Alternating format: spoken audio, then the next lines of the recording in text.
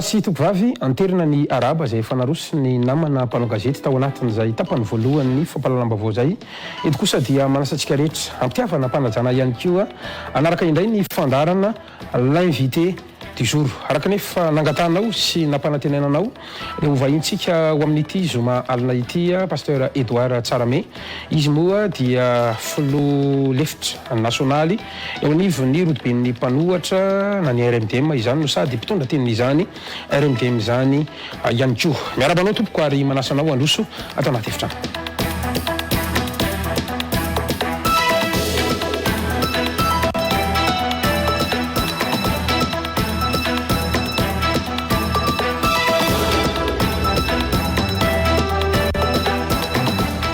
Pasteur Edouard Tsarame, misaotranao nanaiky nasainy ny fandarana l'invité du jour ho amin'ity zoma alina ity.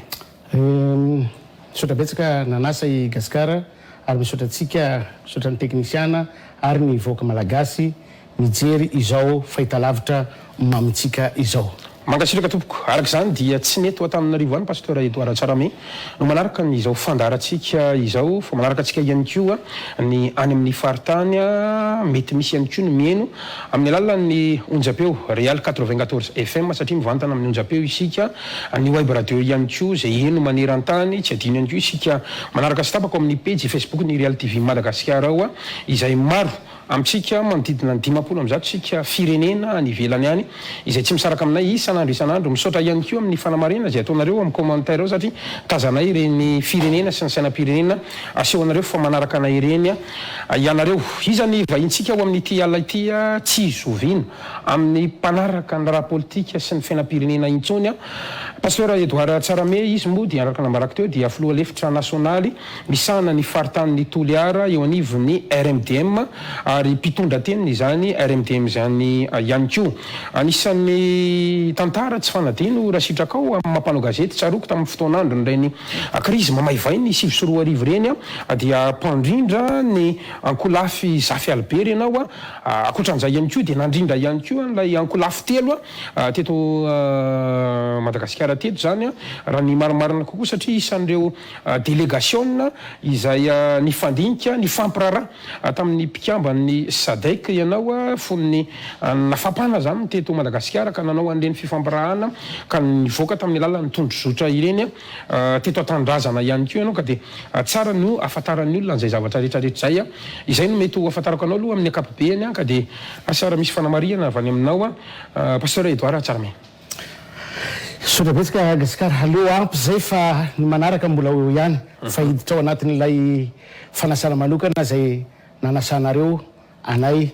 androany izahay. Makasitraka tompoko mazava ho azy afantaran'ny olona zany pasteur Edouard Tsarame zany rehefa amina valandresaka ny mpanao gazety dia masisika ary somary manao fiteny mahery mihitsy dia misaotranao ary tsara fitotony ianao satria dia ho mahery ihany koa ny fanontaniako izay ho apetraka aminao androany ny tanjona dia tsy ho anahy na ho anao fa ho an'ny firenetsika sy ty Madagasikara malalatsika ety pendoana aloha mba tsitratritra tsiaritra kely raha sitraka ao pasteur Edouard Tsarame. Mahina an'ilay hoe pasteur ianao ty zany ve mitondra fiangonana sa inona no mahatonga anao hoe pasteur sa pasteur amina fiangonana inona na antokom-pivavahana inona raha sitraka ao satria betsaka milaza fa atao mpisandoka pasteur ahoana ianao tompoko? Voalohany aloha ny mahapasteur tsy olona ny mahapasteur fa antso avy amin'Andriamanitra ary ny fiangonana zay mitandrina fiangonana eny Ambohimanarina ao amin'ny fiangonana Pentekotista voalohany. Ankasitrany fiangonana fobe-piangonana misy anao sy ny mpiara-mivavaka na ny ondrinao ve izao fomba fanaovanao politika amin'ny mampitondra fivavahana ray aman-dreny ara-panahy zany ianao tompoko? Ny fiangonana natao hitory ny famarinana ary ny fiangonana natao hanitsy ny tsy mety amin'ny fiainan'ny olona rehetra indrindra fa eto amin'ny firenena raha tena mpitondra fivavahana marina dia ny joro marina ny tena mpitondra fivavahana. Tsy manala baraka pasteur zany io zavatra ataonao io ve zany zao? Arakaraky ny fiangonana fa izahay ndraiky aloha dia ny safidy satria ny tanindrazanay tsy novidinay fa Andriamanitra nanome azy anay asakasaky ny hafa hoe izy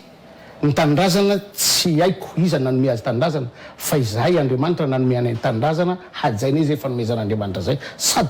tokana zay fanomezana zay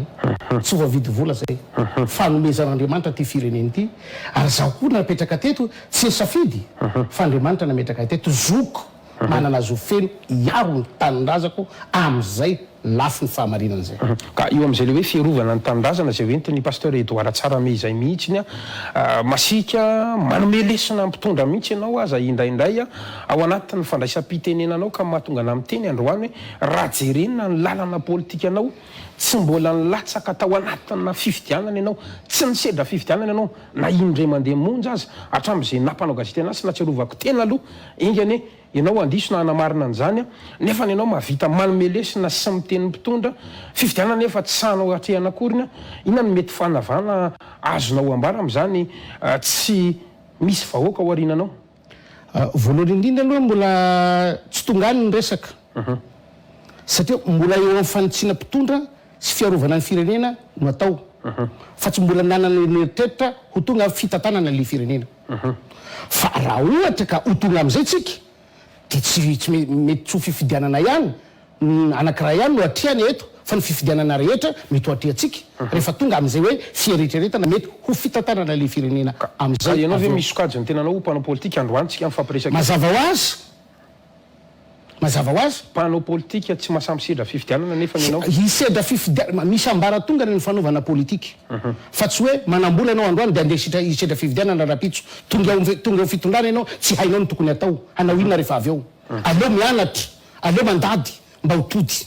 toy zay manaonao fahatany hoe manambola ao de andeha irotsaka ao tonga eo amin'ny fahefana ianao tsy hainao ny tokony atao zay ve no ilaitsika tsy mbola nanana toerana fanindrena ara-politika ianao tsy mbola lany tamina fifidianana ianao ahoana no ahafahanao mamely lesona ny mpitondra kehitriny nefa ianao ary mbola tsy tao anatiny akory ka zay ny le izy ko satria isika mijery sy mahita vao mitondra tsy hoe mitondra ianao vao hianatra fa mianatra aloha zay vao mitondra aminao zany mety tsara io lalana politika ny Edouard mety tsara io lalany politika apetraky ny pasteur Edouard io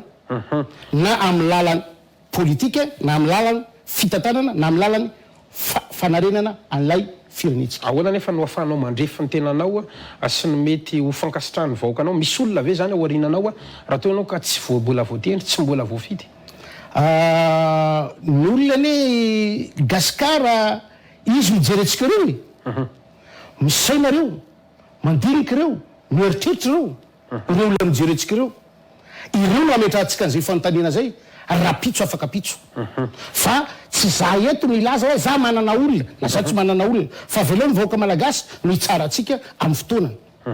eny ary inona ny zava-misy eo anivon'ny RMDM ho resantsika kely aloha mahakasika ny RMDM famelohan'izay fantatra amin'ny mampitondra teny ny RMDM anao ianao ary naveliko fony zay hoe somary masika ianao ny zava-misy de misy mpikambanao aminareo raha ny loharanom-bavao zay voaraiko amin'ny mampanao gazety manana karazana fahakiviana kely any satria matetika rehefa misy ny fanambarana sahala amin'ireny dia ohatran'ny karazana zavatra tsy ny fanarahana no oentin'ny pasteur Edouard Tsarame ao anatina valan-dresaka ho an'ny mpanao gazety ka mahatonga ny sasany tsy de mankasitraka loatra ny zavatra ambaranao satria zavatra tsy fanarahana hoy no teneninao amina valan-dresaka mpanao gazety manaiky an'izany ve ianao ary momba anao avokoa ve ny mpikambana rehetra ao anatin'ny RMDM tokoka amintsika miteny zao tena hita mpanao gazety marina ianao ary sorana anao amin'ny asanao amin'ny asa fanaovana gazety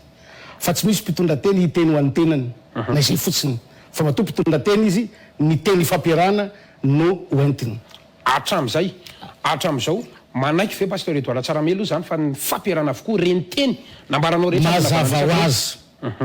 satria matoa pasteur Edouard miteny ny RMDM eo anatrehany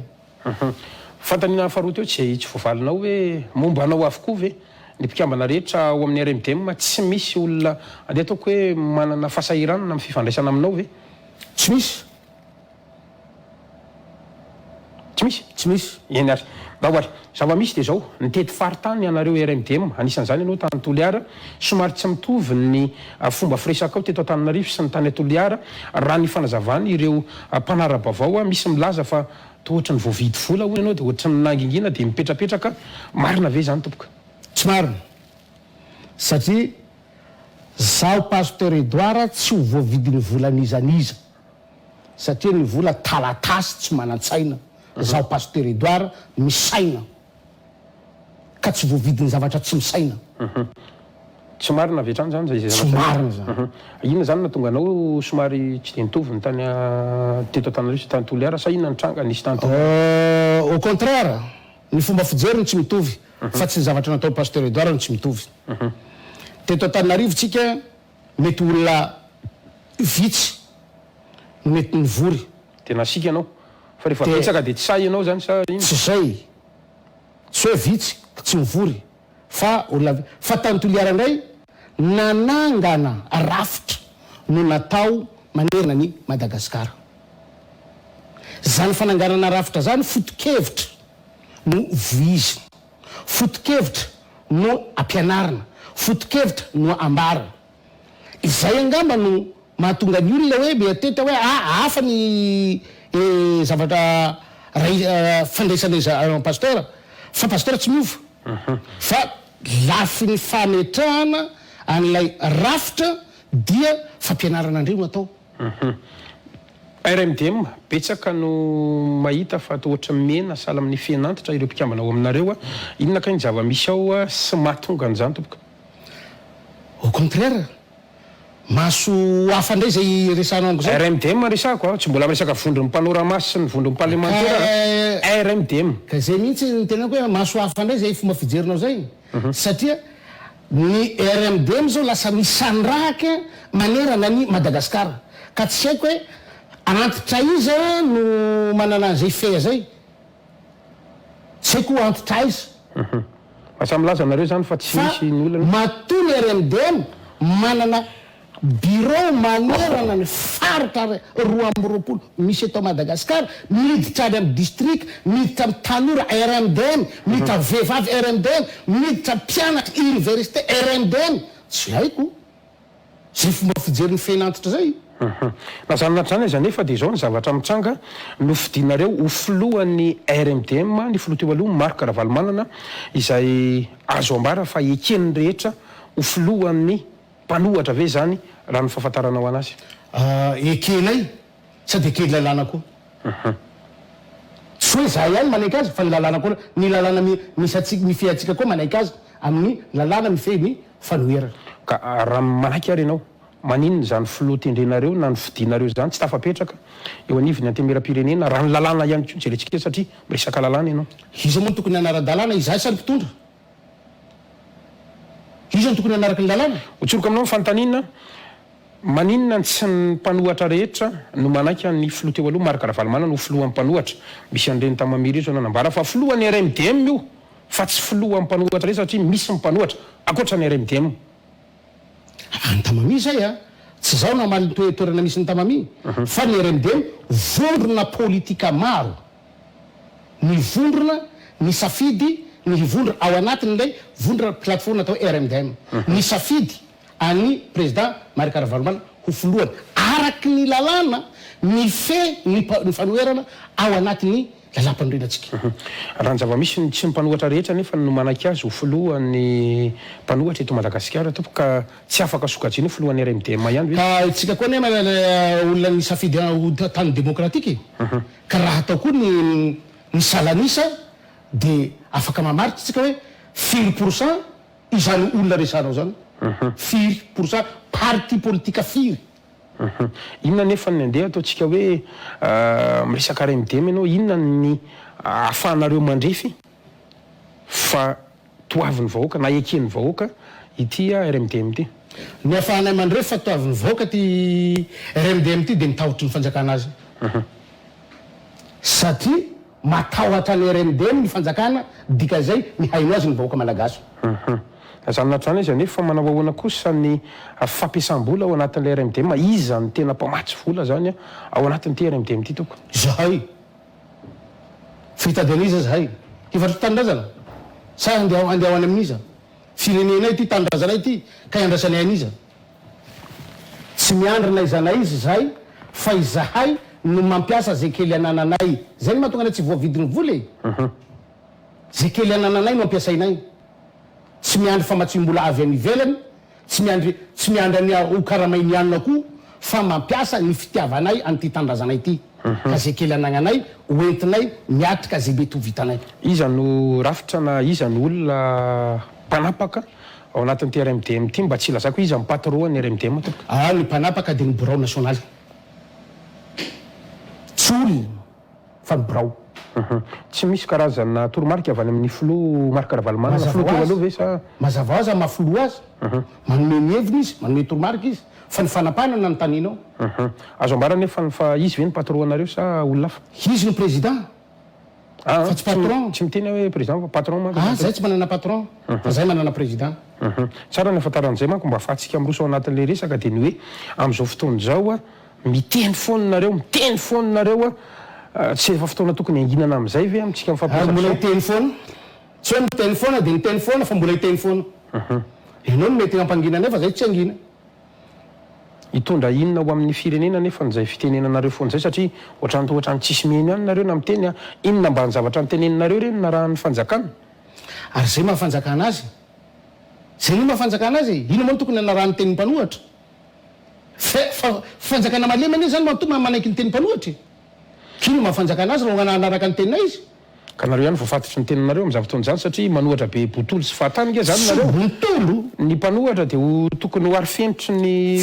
fanjakana arika ny fanjakana. Tsy bontolo fa ianao ihany miteny hoe tsisy miaino. Tsisy miaino izy ianao. Fanjakana no tiana tenena hoe tsy miaino. Fa ny vahoaka malagasy kosa zay miaino atsika manaraka atsika dia miaino izy. Fa ny fanjakana zay tiana tenena zay hoe tsy miaino anay ny fanjakana. Ino moa olana zay tsy manana olana amin'ny fanjakana tsy miaino anay fa manana olana amin'ity firenena ity zahay zay avary ny fanjakana akady. Zay no olanay ka mahatonga any miteny fa zahay tsy miteny hoe heno zahay na aza henona zahay. Adidiny fanjakana zay aferany zay na miaino anay izy na tsy miaino anay. Fa izahay kosa dia manana zo feno amin'ny tanindrazanay hanarina sy hiaro an'ity firenena ity tsy ho latsaka ankady. Zany zany nefa anisan'ny tena andeha ataoko hoe nitabatabainareo mafy ity le resaka hoe ameana ara-pahasalamana ity zay tokony ho faranana io ary le izy fa ny farana ny fanjakana mbola hiteny ihany ve nareo? Ngama ny farana ny ameana? Ny ameana ara-pahasalamana efa tapitra.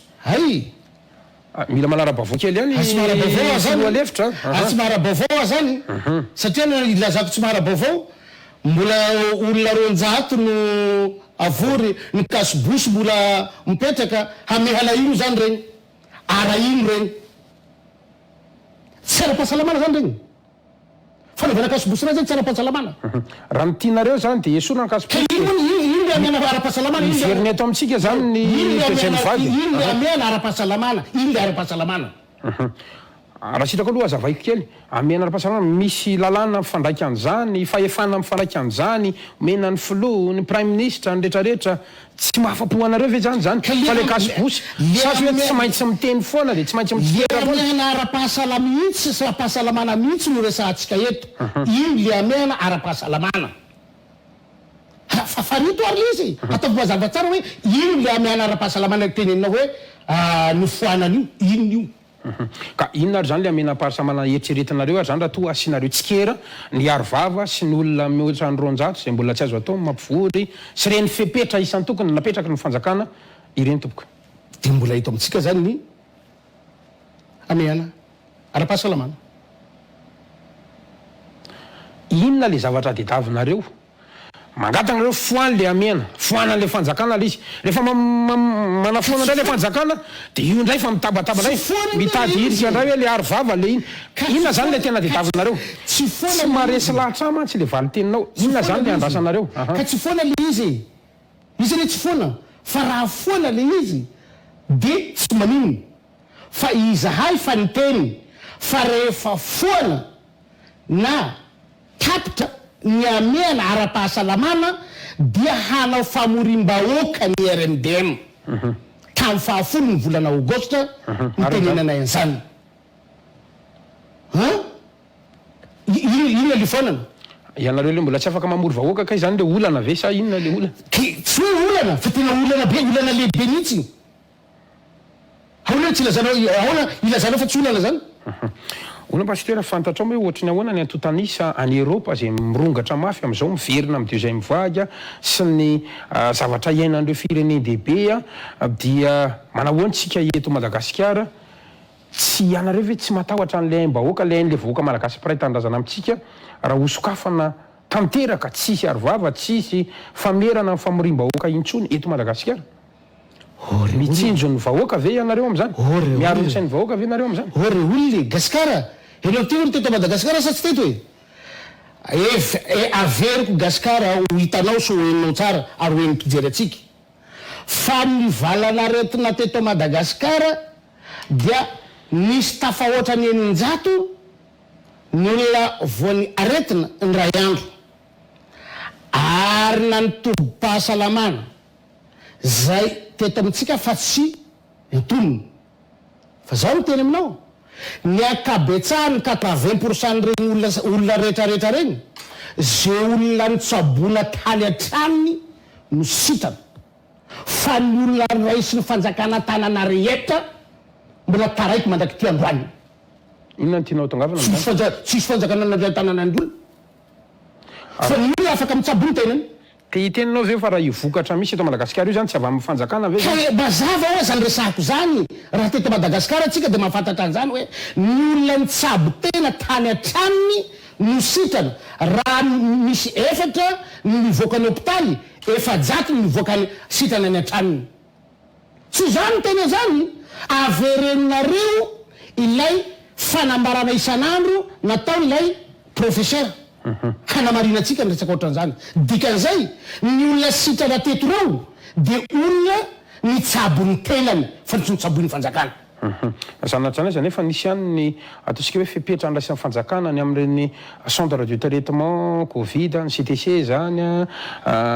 BDP reny natsangana nisy ihany koa ny CVO zay fepetranapetraka reny rehetrarehetra reny zany ve tsy nisy vokany tamin'io antotanisy io fa dia vokatry ny olona rehetrarehetra. Iza le izy vokatry nakaiza vokatry nandeha makaiza firenena ty ny firenena iarahantsika ary reny mbola azadiny fa mbola mety antsika fanontaniana raha pitso afaka pitso hoe CVO ty vola vezana namborana an'io ireto zavatra rehetrarehetra mividitsika reto vola vezana vidianana an'reto ary am'izao fotoana zao ina anaovana azy mbola tsy vita io mbola tantara tsy vita mety hame anara-pahasalamana no mety lazaina fa tapitra fa ny manodidina ny ty tompoko tsy ho tapitra ary mbola hanaovantsika fanadiadina lalina kokoa no mikasika an'ireo. Sanatry zany naverimberina foana tamin'ireny fotoana ireny ka mandraka ankehitrioa ny resaka hoe mangarara misy milaza mihitsy aza fa hoe tsy mahazaka maheny fofombola le RMDM ka vao misy vola mitotona avy any ivelany ho famatsinana sy fanampiana Madagasikara dia mivoaka le RMDM ty ara hitantana ve nareo sa mitady voly nareo sa ina ny tena zavatra tena tianareo atongavana zany amin'le mangarara. Ay ve zany nampidirana an'le aretina teto zany mitadiavana vola sotranao namoaka zany tsy zany tena zany satria ny RMDM nanakana mafy ny tsy idiran'io aretin'io teto Madagasikara. Ay zay zany ny atao hoe mba hividirany ty aretina ty eto mba hitadiavana vola. Voavaly zay ny hevitry ny RMDM rehefa malagasy hitatsika zany fa hoe natao hitadiavam-bola zany ny fidirany ty aretina ty teto Madagasikara. Verenako ny fantaniko so tsy azon'ny pasteur Edouard Tsarame isaky ny misy vola tonga eto dia mipotra ny RMDM mangataka hoe avoy mangarahara momba an'ireo voly ireo. Inona ny tianareo atongavana amin'le mangarahara? Zay ny fanontaniako. Inona ny olana raha ohatra ka misy vola tonga eto amin'ny anaran'ny vahoaka malagasy amin'ny anaran'ny vahoaka malagasy ny izy amin'ny anaran'ity firenena ity inona ny olana raha atao mangarahara saingy misy mpitondra tsika voafidim-bahoaka ka izay mpitondra zay mihitsy itenenanay hoe ataovy mangarahara satria tsy amin'ny anaran'ny mpitondra le izy fa amin'ny anaran'ny vahoaka malagasy izy tsy amin'ny anaran'ny mpitondra fa amin'ny anaran'ny vahoaka malagasy dikan'izay ao anatiny ianao ao anatiny tsika iaby zoatsika ny mampahafantatra azy satria ny mpitondra mpampiasa ny vola fa tsy tompony. Hatreto aloha na dia nisy ary mitatra zay nataon'ny ministera ny fitetipola sy ny toe-kareny reny mbola tsy tonga amin'le mangarahara tedaviny RMDM ave tsika mifampiresaka io. Ka mazava zany mazava ane zany 600 millions de dollars le vola azo 100 millions de dollars ny tatitra tao dia nangaiza zany 500 millions de dollars nandeha anakaiza nanjavina anakaiza no hanin'ino na telin'ino ilaitsika io volatsika io ny mpitondra o a natao hitantana sy ampiasa fa tsy tompony ny vahoaka malagasy no tompony satria io no hanefa sy handoha zany vola rehetrarehetra zany zay nitosana tamin'ny anarany ty vahoaka malagasy ty tsy marina zany fila zany hoe te aretantanareo fa le fivoahan'le mangarahara fotsiny zany sy le antotanisa no ilainareo ve ao anatin'le izy zany mazava ho azy eny ary na zanatra zany tsy maintsy mandeha ihany tsika satria inona ny zavatra misy amarana antsika an'le vanaretana coronavirus io aloha zany mitranga misy am'izao tsika mifampiresaka zao io ny antotanisa misy ary izao ny zavatra iana malagasy efa manomboka misokatra tsika na dia misy ary ny fepetra zay ataon'ny fitondram-panjakana hatreto manao ahoana zany ny fahitanareo ho tohizana ve sa ho faranana mihitsiny zany ilay fitantanana ny coronavirus farano agny gasikara raha mijery ny any ivelany isika satria anao fa miresaka tany ivelany vitao ny testa natao nandritra zay fito volana zay tsy mitovy amin'ny testa ny ray andro any ivelany fito volana ny testa natao teto amin'ity firenena ty nandritra ny fito volana tsy mitovy amin'ny testa ny ray andro any ivelany ino ny ilanan'iny inona ary ny tolo-kevitra hoentin'ny RMDM androany mba ho fiarovana an'le vahoaka malagasy tsy verena ny andihan'ny faharoa intsony isika mazava ho azy zany efa ny teny foana izahay tomponantoka hoa ny fitondram-panjakana nampiditra nyty teto i fanjakana ty nampiditra nyty teto tomponantoka izy satria efa tafiditra le valanaretina efa nytenenina ne zany ianao ihany miteny hoe firenena raha malaka tolo-kevitra no angatahako masy fa ohatran'le fanjakana anomeny hevitra izay dahoary voalohany indrina apetrao isaky ny CSBD ireo fitaovana lazainareo reo satria betsaka ny CSBD tsy manana fitaovana any ambanivohitra raha tsy hoe ka zavatra nindramina koa reo ka averina amin'ny tompony rehefa avy eo ka lazaina fa lo viditsika raha tena mividina marina apetrao any amin'ny CSBD tsika hitsabony olona ny tenany angamba io coronavirus ty any miaretina saity any tena tahorana betsaka ny miaretina mahazo an'ity fireneny ty fa noentina mitsabo sy miaro ny anivao malagasy no tsy misy ka raha tena marina fa sosikevitra no ilainao apetrao any amin'ny CSBD ny fitaovana raha izay faharoa mbola betsaka ireo mpiasan'ny fahasalamana mitadiny zany tambikarama zany retse nakaiza le vola na tamina le vola de mieritevitra zany nareo fa tapitra le ameny de azonareo haniny ny vola iny ka tsy handeha am'izay loniny na tsy handeha am'izay tokony handehanany miala tsiny miala fondro fa tsy misy olo anakazany eto tsy maintsy hojeretsika amin'ny antsipriany ary ho adidy ministry ny finance zany ny tena anao te hoe tsy anaiky inona ny tianao atongavana am'le tsy anaiky loaranay hatramin'ny farany volio na aiza nandehanana na aiza nandehanana zay le mangarahara tadiavinay enary zay makasika ny coronavirus iny mba te antany hoe pasteur Edouard Tsaramesy sy ny ankonany ve nandray sy nihinana an'le fanampiana vatsitsinjo tosika fameno amin'ny mankonana anao ndray mba tiako antany hatram'izao sady tsy nisy mpitsinjo no tsy nisy nanosika no tsy nisy nameno nefa malagasy enao nefa misoratra amin'ny fokotany na tsy haiko hoe nefatra nalaina angamba ny anaranay fa ianao sokatsianao marefo nefa sa marefo nefa zaho aloha tsy marefo fa za ndraiky nalaina ny anarana isan'ireo nisotro ny CVO ve ianao sa tsy mbola inona ny antony tsy marary fa mbola izy fanafody sa sady fanafody le izy no fanefitra de tsy nisotro mihitsy tsy sotra eny ary firenena zay no tiako resahana androany satria ny firenena no jerentsika ny fanjakana amin'ny ankapobeny misy an'io raharaha zay mahazo an'ny antenemeran-doolona momba ny resaka famatsim-bola ny amin'ny vola tokony ho ampiasaina zay nitapahana nambaran'ny ministra moa fa hoe nalefa any amin'ny kereny apahany amin'ny ankapobeny ho anareo manokana manahoana ny fahitanareo an'io. Tsy haiko gasikara na fianarana mitantana na tena tsy fahaizana. Tsy haiko na fianarana mitantana na tena tsy fahaizana. Fa za tsy mbola nahita zany hoe zavatra lany tao anatin'ny teti-bola fanjakana anankiray de tsy mbola nisy koa ny loi de finance manaraka ny rectifier an'izany de andeha ho affectenao le vola. Za tsy mahay fa ina ny tiana zay raha zay a hoe le volan'ny Sénat zay tsy lany akory ny mandany institution raha teo andeha ho affectenao any amin'ny kere. Gasikara nakaiza le fonds souverain 200 milliards d'ariary aiza fonds souverain hatao ino no tsy nalefa makany atsimo fa volan'ny Sénat no andeha alefa makany atsimo. Raha izay faro fanjakana toy faritelo fa hoe tamin'izy nanao propaganda rehefa izy tonga eo ravany Sénat io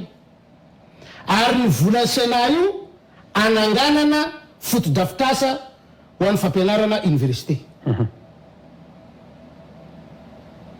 Lainga ve zany? Safitaka tonga eo ty olona anao propaganda ty akehitriny tsy ravany ny Sénat. Efa naka-hevitra izy tany amin'ny ACC zay mila jerenao ihany koa dia namoaka ny heviny ny ACC dia izy io nahena 20 io fa tany amin'ny fahazato taona ary ny filoha mbola nanontany ary mieritreritra ny any amin'ny fandravana satria sao dia tsara mandinika kely ihany pasteur aloha. Za Gasikara de tenin'ny filoham-pirenena sy ny tenin'ny ACC mifanohitra. Fanohitra. Tsy haiko na ny ACC no manosika ny filoham-pirenena hanao zavatra mihoatra ny lalam-panorenana na ny ACC mihitsy no efa mandika ny lalam-panorenana. Satria ina tena ho atongavana zavao kely mifanohitra amin'ny lalam-panorenana izao zavatra resahana zao. Voalohany na ny fandravana Sénat zany any mifanohitra amin'ny lalam-panorenana na ny fanenana azy vola mifolo ataon'ny ACC amin'izao fotoana zao mifanohitra amin'ny lalam-panorenantsika. Saingy tsy azo ivalozana ny ACC ka zay teniko hoe mifanohitra amin'ny lalam-panorenantsika maniry lalam-panorenana aloha no kitihana manao référendum hampiainana nyzany 20 ny sénateur fa tsy ny ACC no afaka hanitsaka lalam-panorenana natao hiaro ny lalam-panorenana io fa tsy natao hanitsaka lalam-panorenana. Afaka manome andeha tosika andinin-dalàna ao anatin'ny lalam-panorenana ve ianao ny ilazanao fa manitsaka ny lalam-panorenana ny fanapahan-kevitra ho lasa 20 isandreo mpikambana mba mameza ohatra kely hoe pasteur hitaka tsara me ny voalazan'ny lalam-panorenantsika dia feno amby 80 ny sénateur ao anatin'ny lalam-panorenantsika zay. Io lalam-panorenao dia miteny fa hoe ny mandany sénateur dia 10 taona ary rehefa tapitra io mandany sénateur io dia manao fifidianana isika ary ireto aby ny olona afaka hifidy azany sénateur zany. De zao ve no mampianatany asika an'izany? Zany no mampianatany asika an'izany? Haina ane zany fa taiza fivorianiza nanapaka fa ahela 20 ny sénateur. Iza ny vorona nanapaka an'io? tokony fivoriana nga zany da iza nanapaka an'io iza? Lalàna mantsy no ka lalàna ino nanapaka an'io? Tsika ne manana parlementaire, manana Sénat tsika, manana député tsika, manana vahoaka tsika. Ny lalam-panorenantsika tsy nolamina tamin'ny alalan'ny assemblée na Sénat fa nolalina tamin'ny alalan'ny vahoaka malagasy. Rehefa hikitika lalam-panorenana tsika dia tsy maintsy manaraka an'izay hoe ny feon'ny vahoaka malagasy zay nametaka lalam-pandrenan'io ihany mandeha anotanitsika ny vahaolana avy amin'ny RMDM sa avy amin'ny pasteur Edouard Tsarame zany dia hoe aleoloha kitihana ahitsy ny lalam-pamonena zay vao azo ekena azo ekena ty 18 ty ny zava-misy anefa dia nanambara ny filohan'ny ACC ny mato Jean-Éric Rakotoary soa mihitsy fa tsy emitra isika ary manaraka ny lalam-pandrenana ny fifidianana tsy maintsy ho tanterana ny raiky ambin'ny folo volana Desambra ny fifidianana lolo Madagasikara eto Madagasikara ary tsy emitra koa isika raha miloso amin'io zareo satria ny vahoaka malagasy nandany an'olo lalam-pandrenana io fa tsy zay Éric Rakotoary soa inona tianao tangala am'le tsy maintsy mampiatso vahoaka atsika amin'ny lalam-pandrenana hitsany tsy maintsy mampiatso vahoaka malagasy tsika tsy anaiky ny fanatanterahana an'le fifidianana zany nareo ny fanatanterahana ny fifidianana io hitarikola an-dalambe zany tsy nareo maintsy hitarikola an-dalambe zahay mazava zany raha fa hoe lalam-pandrenana nitsahana ka anivana botolo ohatran'io dia fankahitetsika tsy anaiky hatramin'ny farany fara zay makasitraka anao zay no fanambarana no entinao eto amin'ny invité du jour na zany nato zany aiza nefa inona ny tsikaritra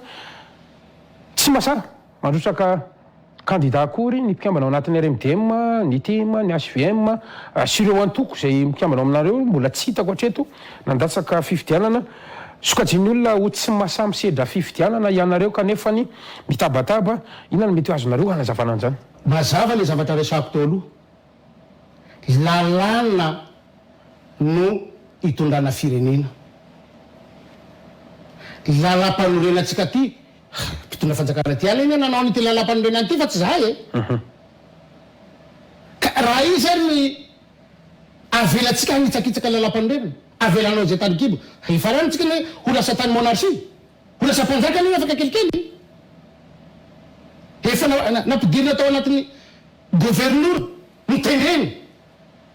hoekena foana zany zay zavatra atao ty fitondra mpanjakana ty dia hoekena foana satria manaka zany miasitsy zafady azafady anohatra ny ACC ihany ko zany ny RMDM misy fetra ny zavatra rehetra ny rafitra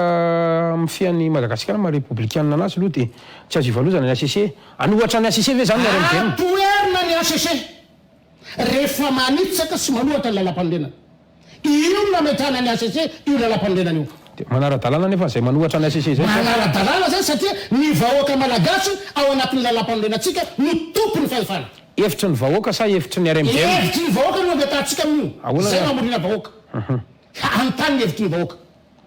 ahoana no ahafahanao mandrefy an'izay hoe hevitry ny vahoaka zay nareo manapa-kevitra mantsy hamory vahoaka tsika hanontany ny heviny satria efa tsy ny fanjakana no hampamory vahoaka izahay hamory vahoaka hanontany ny hevitry ny vahoaka amin'ty fandikan-dalàna ataony ACC ty eny ary eo amin'izay resaka firenena zay ihany tsy maintsy resitsika ny resaka fitantanandraraha mpanjakana eto raha ny zavatra misy hita mandroso ilay fitondrana mitsangana ihany koa ny foto-drafitrasa isan'ny tokony manerana ny faritra rehetra miroso tsikelikely makany amin'le fampandrosoana le fanjakana manahoana ny fahitanareo anazy tsy efa mba mandroso ihany ve le Madagasikara amin'izao fotoana izao mandroso Madagasikara mandroso makany andavaka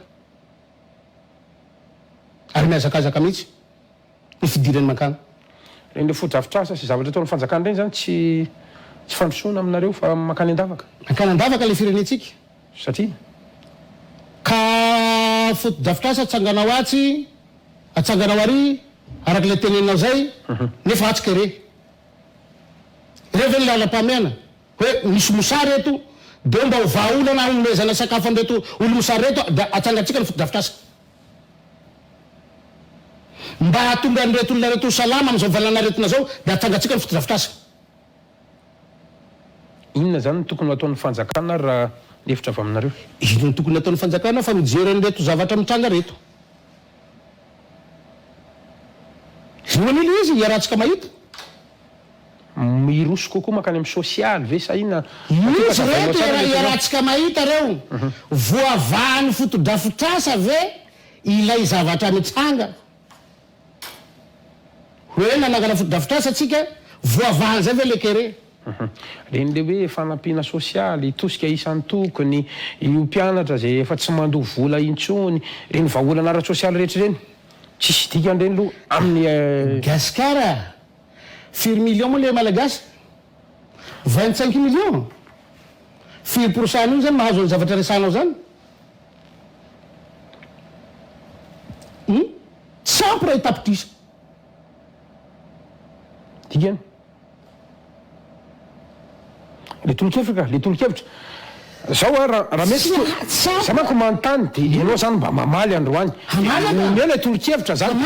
ny fandaratsika mba hitondra fivoarana ho an'le firenena fa tsy hoe ho asaiko ianao de hitsikeran'ny fanjakana natao fa mba mitondra vahaolana ihany koa satria ho an'le Madagasikara raha tsy mety zany iny ataony iny a inona zany le tokony ataony zay le teneninay fa zandray na metranao fanontaniana mantsy tsy mba metrana fanontaniana aminao aho dahoary toy zany le fa mampijerenao le zavamisy mampijerenao le zavamisy hoe jerevy le zavamisy enao milaza fa hoe nisy an'le tosika famena sy asa sosialy reto par rapport ny vahoaka 25 millions dia tsy ampy 1 million akory no vitan'ny fanjakana dikan'zay omeo sakafo ele 25 millions sakafo le olona satria navitonareo ka dikan'zay mbola misy ambiny ao zarao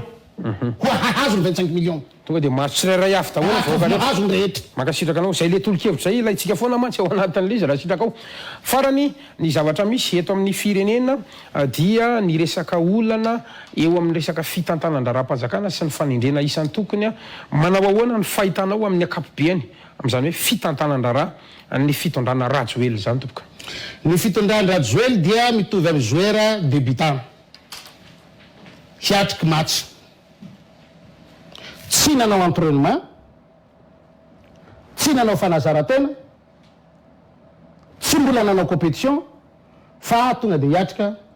match ina ny vokatra azo andrasana am'izany satria tsy misy mpanao politika ao fa olona ivelany fanaovana politika reo mpanao politika nanoa anazy tsy mitendreny fa nitady teknisiana zay tsy mbola mahafantatra fitantanan-dara-pirenena akory ndeo tendrena firenena anaty krizy anaty sarotra olona tsy mbola mahafantatra ny fitantanan-dara-pirenena ao anatin'ny ministera andeha tendrenao firenena saminy ahoana ary sy fanendrena sy fitantana saminy ahoana ary ny tokony ho atao eto Madagasikara mazava ho azy farafaratsiny mba misy mpanao politika nitolona niaraka tamin'ny fitondram-panjakana eo ny teo i mba misy mpanao politika tena mba manana traikifany ao e fa maninona ireo tsy mitendreny mpitondra fanjakana fa de tsy maintsy nanafarana olona avy any ivelany agny voalohany avy any ivelany agny tsy mahafantatra ny Madagasikara akory tsy hainy hoe ny sasanary mbola manontany hoe inona moa zany kere zany de inona fotsiny zany natao ndraiky mpanao politika ato anatiny mamoana fitondram-panjakana reto sanatriny resa saribakony fotsiny reo anjaranareo namana mpanao politika ao anatin'ny mpitondram-panjakana miretrareta fa zao te hisintona ny syndicat-by ao anatin'ny ministera tsirairay tena miantso anareo syndicat rehetra ao satria mitaraina ianareo amin'ny tsy fahaiza mitantana be loatra ny tsy fahaiza mitantana atao mpitondra ataon'ny ministera ataon'ny ministra be loatra mitsangana mivondrona miseo masaia fa fotoana zao anarenantsika ny firenentsika enatra idirantsika satria mandeha be ny fotoana pasteur raha sitraka ao a ty resaka kely an'le 14 oktobra mantsy a izay atao hoe andro nametranina ny repoblika voalohany teto Madagasikara teto a nisy ny fankalazana tany antsoa izay niveritsika fa nanetsiketsika ihany koa nisany mba sambany ihany koa zany hoe filoham-pirenena nametraka voninkazo teny amin'ny toerana izay levena ny filo ny fahaleovatenina de Philibert Tsiranana zany a amin'ny akapobeany tonga amin'ny atao hoe repoblika isika efa maresy lahatra ve ny maha repoblika ny Madagasikara raha ny fahitany pasteur Edouard tsara meazy voalohany aloha ny atao hoe repoblika tsy fanateram-boninkazo tsy fanaterana fehezam-boninkazo tsy haiko hoe iza nampianatra ny président ny atao hoe repoblika dia faneterana fehezam-boninkazo amin'olona maty iza nampianatra azy an'izany fa inona zany le tokony atao zay tena hoe asina tolokevitra foana andaso aloha satria ametraka fanontaniana andaso dahoary ametraka fanontaniana ianao de mamaly anao a fa rehefa mitady vahaolana koa anao de manome vahaolana ka ny olana matsy lasa mikodana be anao de andaso miodina fa mahitsy be dahoary mahitsy be mihitsy fa tsy miodina ndao enotsika le mahitsy be ary ny repoblika dia tsy fanaterana fehezam-boninkazo ray zay. Faharoa, tsy ty filoham-pirenena ty ihany koa no voalohany nanatra fehezam-boninkazo tao anatin'ny taon'ny président Tsirana. Dika zay zany tsy président tsy filoham-pirenena zany Zafelbera. Asa iny teny fa hoe izy no filoham-pirenena voalohany nametraka fehezam-boninkazo tany.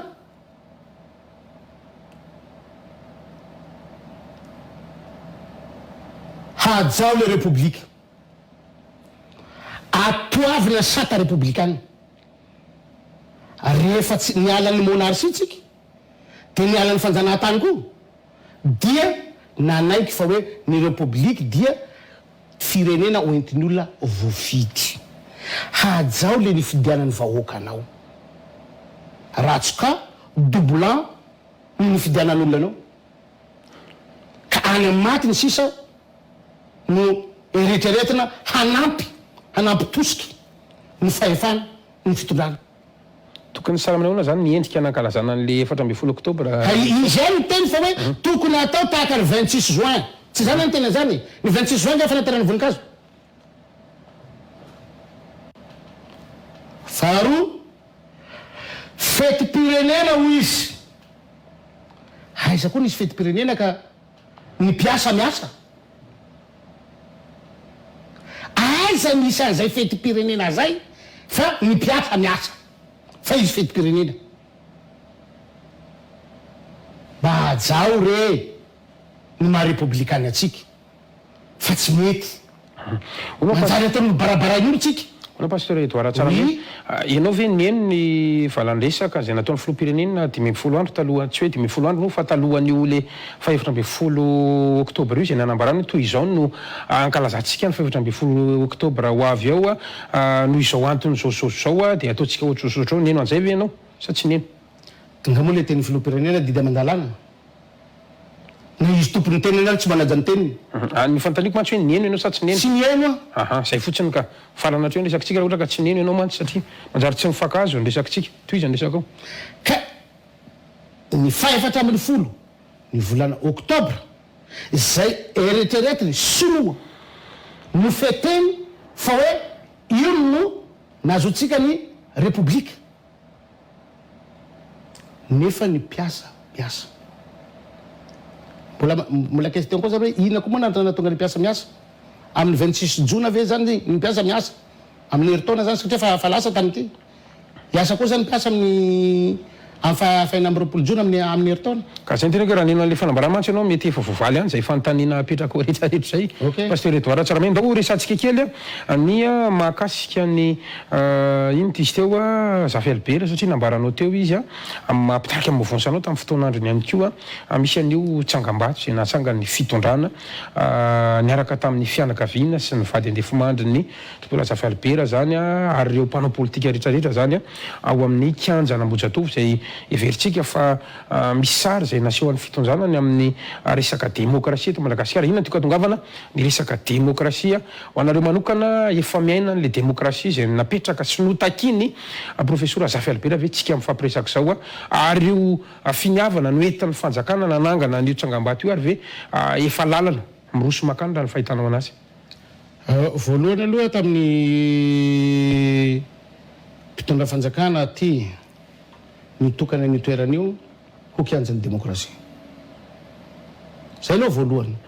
Fa rehefa nisy mbola be ny tanàna moa zany satria mbola tsy mpitondra fanjakana izy. Fa mpitondra firenena moa zany. Rehefa tonga teo i président Zafelbera hiditra amin'ny toeran'io voatoraka lacrymogène. Zany hoe kianjan'ny demokrasia misy lacrymogène. Ankehitriny dia napetraka ao anatiny kianjana Ambohijatovo ny filoham-pirenena teo aloha président Zafelbera. Demokrasia miresaka eto satria izy dia rainy demokrasia. Fanontaniana mipetraka fananinona ny filohan'ny république ankehitriny tsy nanatrika an'izany resaka demokrasia zany. Fanontaniana mipetraka mila valina. ny tokanina ny lalana mitondrany anaran'ny président Safelbera filoham-pirenena raha ny fampiavana pirenena tsy tonga teo ny filohan'ny repoblika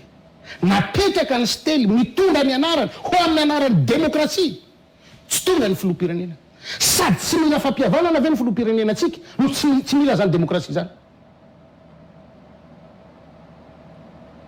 amin'ny sary zay hitatsika sy zay aseho sady tsy mahavesa danja amin'ny filohan'ny repoblika ve ny demokrasia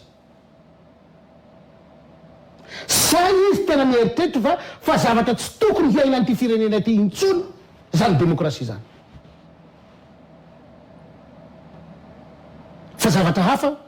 ny tokony hiaina an'ity firenena ty fa tsika aloha androany ny lalam-panorenantsika mbola lalam-panorenana mbola fehzy ny demokrasia atrita nefa ny efa mahatsapa sy mahare an'izay demokrasia zay ve ianareo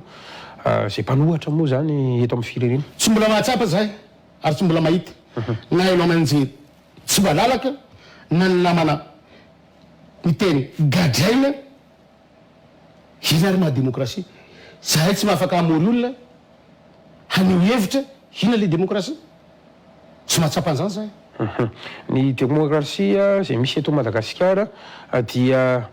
izay ny fiheveranao anazy fa raha mijery ny firenena avy any ivelany ihany koa tsika betsaka ihany ny firenena zay ataontsika hoe manao ny demokrasia amin'ny demokrasiany ny fantaniko zany dia hoe raha nefitra ho demokrasia sahala amin'ny ahoana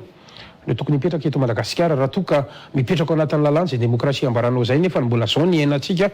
demokrasia sahala amin'ny ahoana ary no tokony mipetraka eto Madagasikara eto tsika malagasy aloha tokony hanany demokrasia na araka le tenenao zay tsy tokony hitovy amin'ny firenena any ivelany any hoe tsy ho zakatsika gamba ny raha ny demokrasia any ivelany any fa aleo tsika mba manany demokrasia tsika farafaratsy ny demokrasia tokony ananantsika teny fampiarana teny fampiarana fa tsy hoe zay te tenen'ny mpitondra dia tsy mety zay no ekena na zay tenen'ny mpanohatra dia tsy mety zay no ekena fa teny fampiarana inary resaka kere manana tolo-kevitra sy adidy ny mpanao politika toanareo hitondra tolo-kevitra ihany koa raha manao manokana inona no mety ho vahaolana maharitra satria efa ho 20 taona ho hatramin'izay nahatserovako tena no efa nisy kere zany mpitondra amin'ny fandimby rehetra teo fa nisy foana ny kere nisy foana reny fanampiana avy amin'ny fikambanana iraisam-pirenena isan'ny tokony reny tsy mety mivoa io mandraka ankehitriny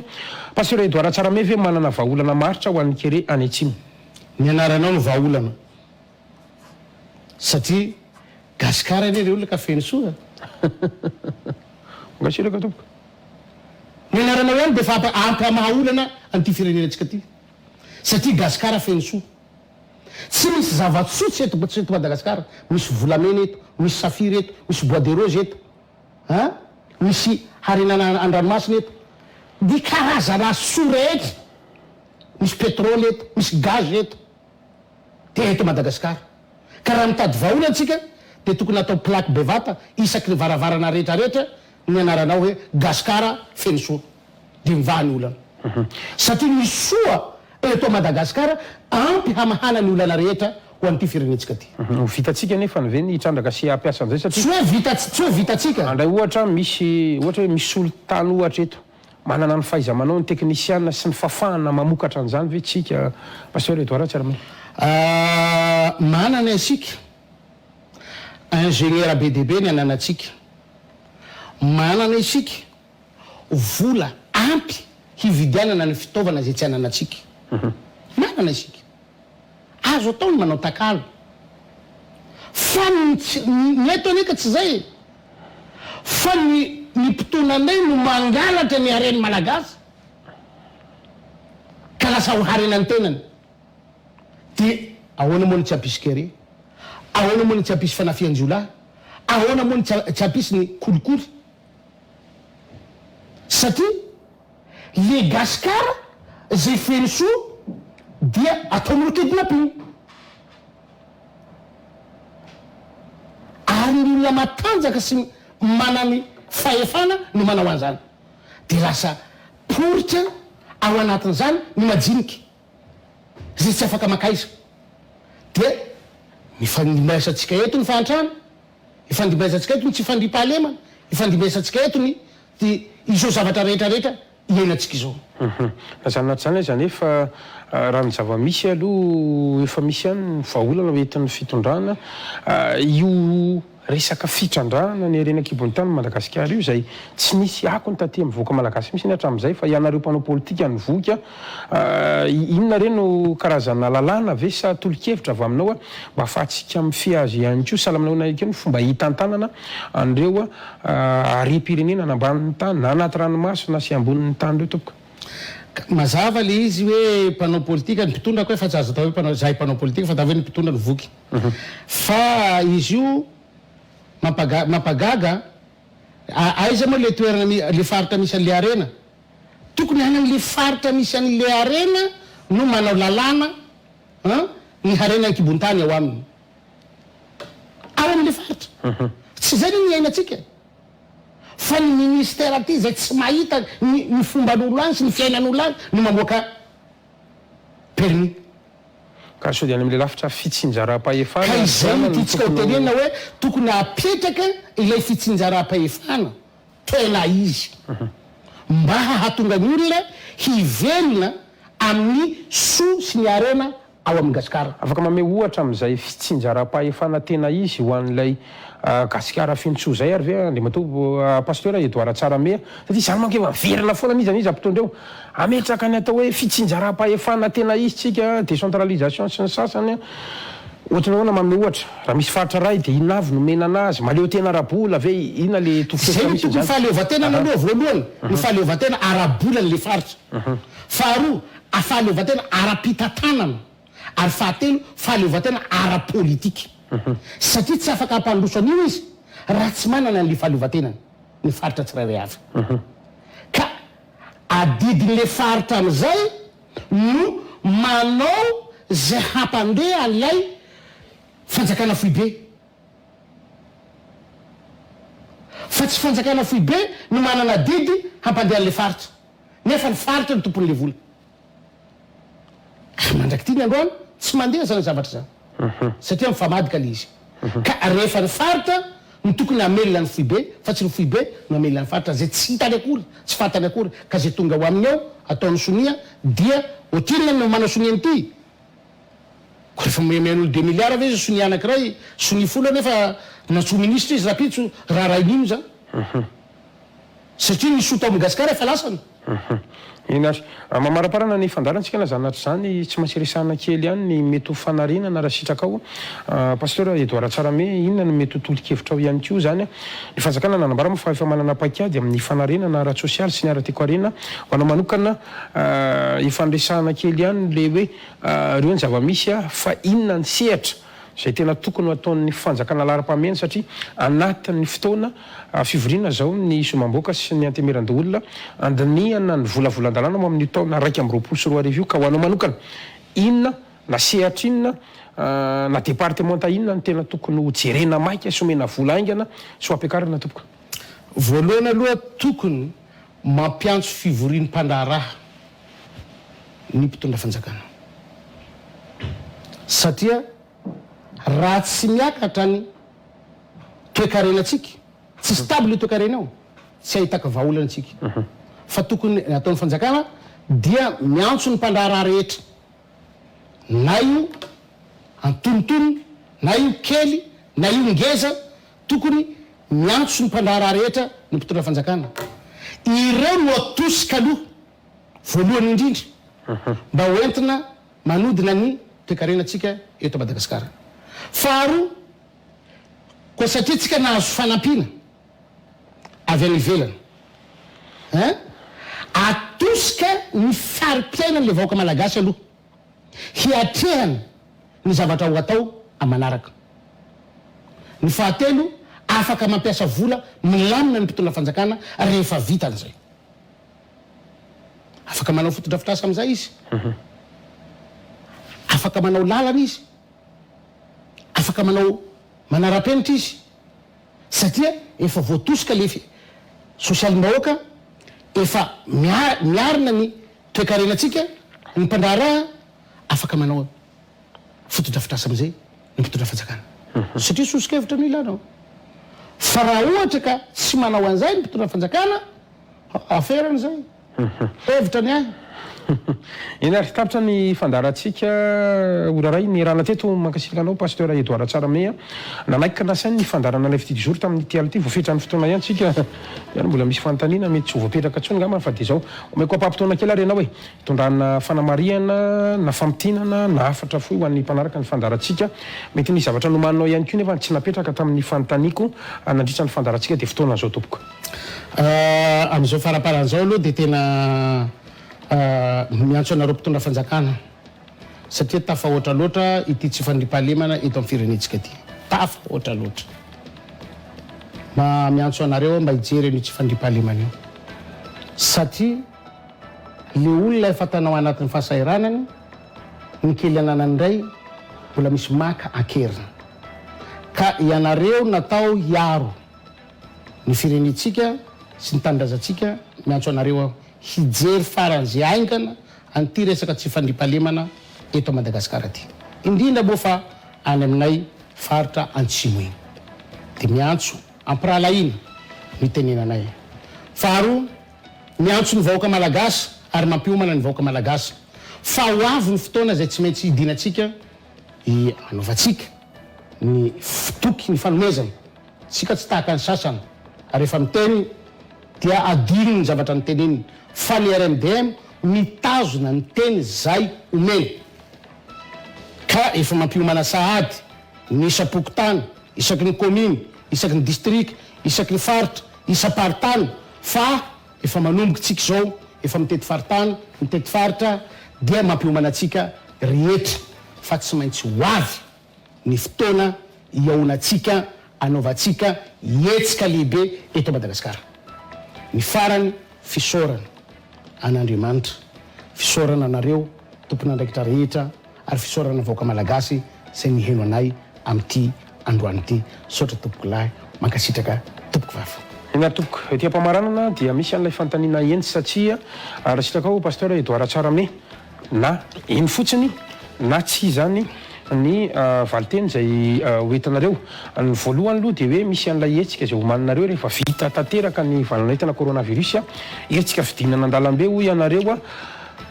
anonga-panjakana ve nareo eny satria tsia fantanina faharoa makasika ny Edouard Tsaramé manokana zay pasteur Edouard Tsaramé mpitondra tenin'ny RMDM ianao ve tompoko matahotra ny igaja eny satria tsia mankasiraka tompoko isorantsika rehetra tokatrano nanaraka ny fandarana hatramy farany mametraka ny veloma mandrapita fa ho amin'ny manaraka indray tompoko lasy tompoko avy veloma tompoko